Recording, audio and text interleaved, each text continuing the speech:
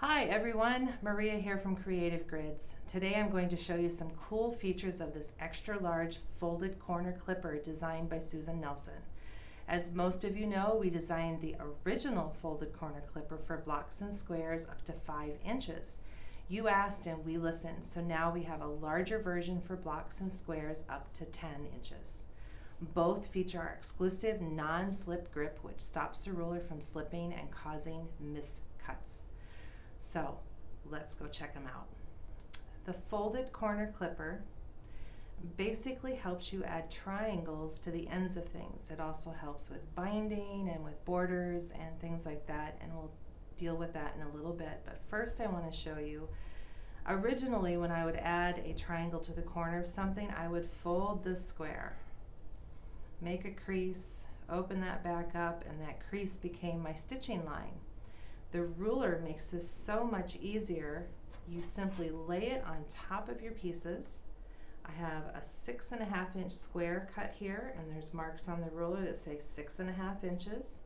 I'm going to line up the edge of my ruler with the raw edge of the square and the lines along the bottom edge of both the rectangle and square together.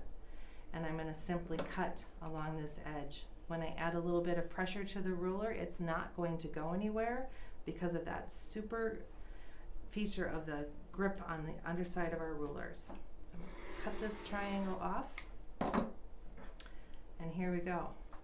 So now I've got a rectangle with a triangle ready to be added, and I've got a bonus set of triangles that I can sew together and use for something else later on.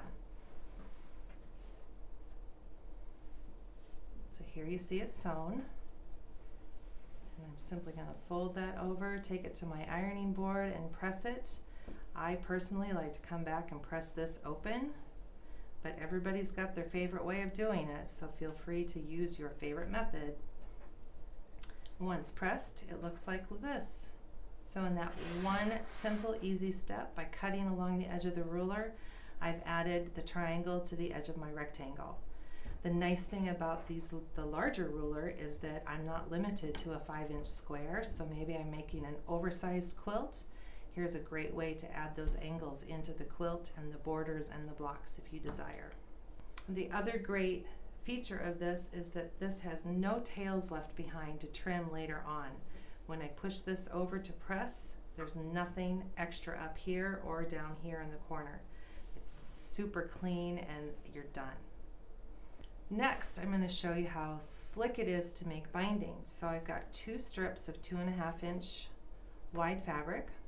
They can be a variety of lengths. Maybe you're using up some scraps to make your binding. I'm going to lay them on the table right sides up, both of them. I know that goes against the grain, but watch how slick this is. I'm going to use the markings on my mat along with the ruler to make sure I'm straight. I'm going to turn the ruler and cut myself a straight edge. So even if you're getting rid of selvage, you can do this right here and cut your parts. I'm going to flip the ruler around and line it up so that that 2.5 inch mark hits the corner here on my fabric and the straight edge is up here. And I'm going to cut again. Take away those triangles. Now I've got 2 mitered edges, but they're right sides up, so I got to flip one of them around. So I'm going to take that top one and turn it. Look at how slick that's going to fit together. And then I'm going to lay it on top of the one on the bottom, lining up that straight edge down here and that straight edge up here. Here's my 1/4 inch seam line right there. It's going to start at that tip and end at the other tip down here, if I can show you that just peeking underneath. And again, there are no tails or ears sticking out after I sew that. I'm going to flip it over and press it.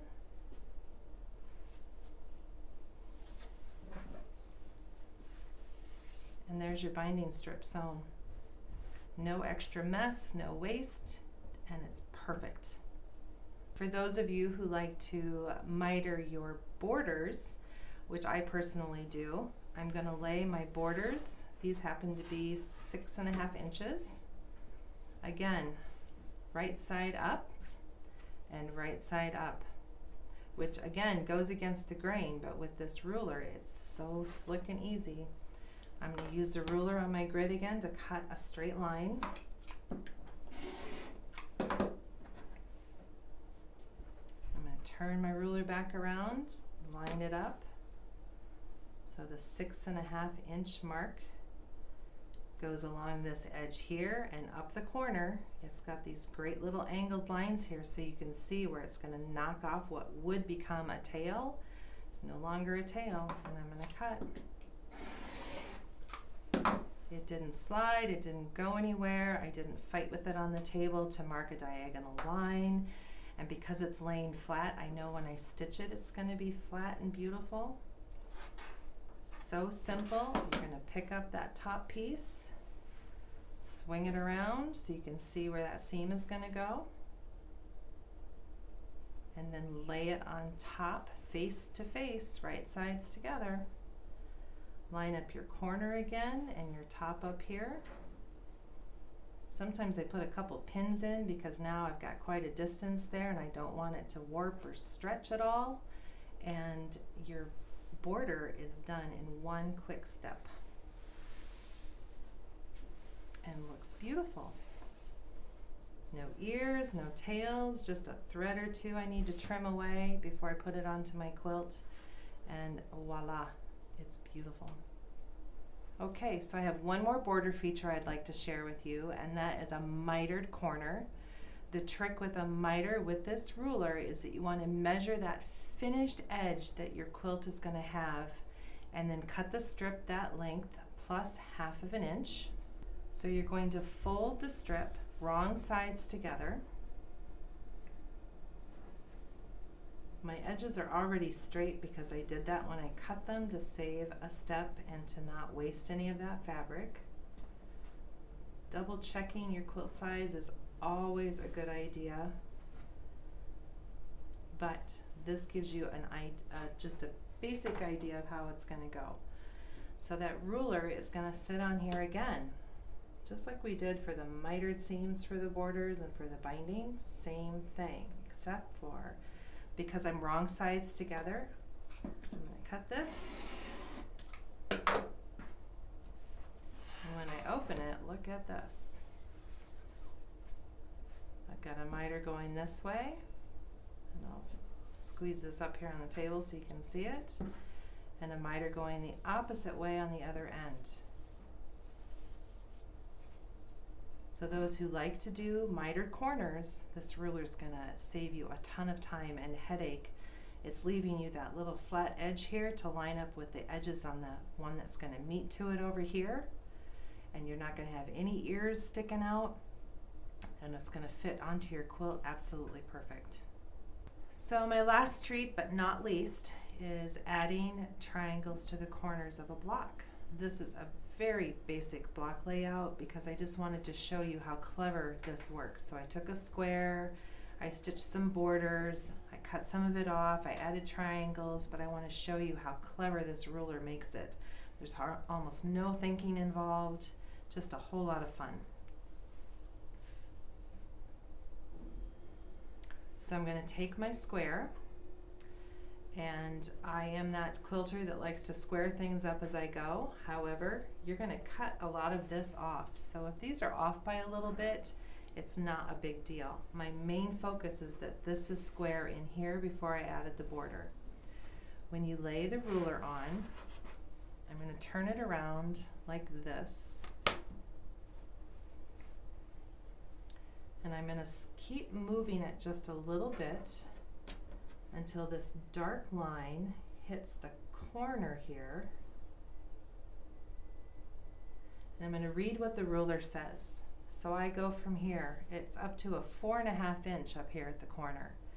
That's the size triangle I need to cut in order to replace this corner with fabric. To prep the block, I'm going to turn it around and line it up here,